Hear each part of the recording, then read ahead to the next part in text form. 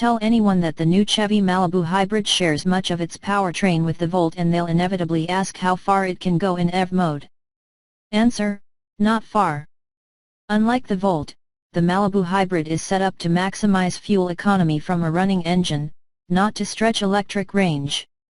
Wait till you tell them you can't even plug it in. Instead, there's this: 48 mpg city and 45 highway. Those EPA numbers are high enough to beat the hybrid versions of the Ford Fusion, Hyundai Sonata, Kia Optima, and Toyota Camry.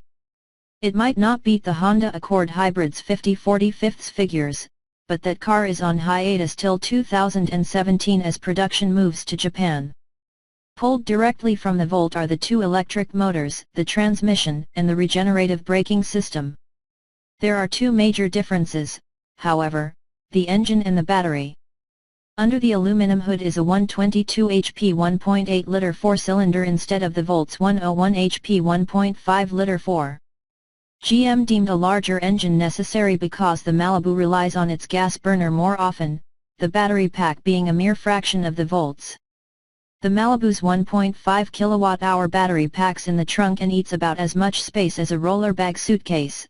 The Volt has a bulky 18.4 kWh pack running up its spine. Tucked just behind the rear seats, the Malibu's battery reduces trunk volume from 15.8 cubic feet to 11.6. And while the rear seats still fold, the battery mostly blocks the pass-through. Hybrid hardware isn't light, either. The hybrid weighs 371 pounds more than a base Malibu with the 1.5-liter engine. There's not much EV range to be had with a 1.5 kWh battery, which is why the Malibu isn't designed to operate in EV mode for very long or at speeds above 55 miles per hour. Instead, it works just like a Toyota Prius, typically motoring off on electric power but firing up the gas engine soon after to work with the electric motors to move the car forward in the most efficient manner possible. There's no EV mode button to lock it into electric drive or any other setting. Chevy claims that it's already set up for maximum efficiency and driver input isn't necessary. Being light enough on the throttle to stay in EV mode up to any significant speed is challenging, although a digital display is there to help, informing the driver how deep the accelerator can go before it fires the engine. When the engine kicks on, it does so quietly and without much vibration. Under moderate to hard acceleration, the hybrid system feels and sounds a lot like a conventional sedan with a CVT. The system holds engine revs at a constant RPM, and the car surges forward without gearshifts or changes in pitch.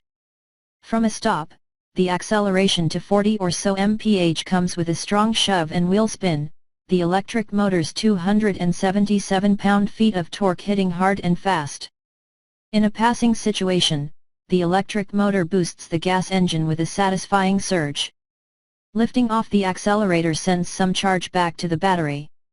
Apply the brakes gently to increase the electrical regeneration, or select L1 or L2 on the gear shifter to increase the amount of resistance from the motor.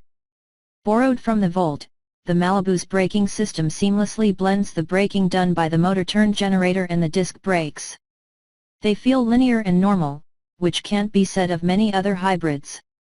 Visually, there are a few subtle tweaks to reduce drag, such as additional radiator shutters and a slightly lower ride height. Otherwise, the Malibu hybrid is a dead ringer for the conventional model.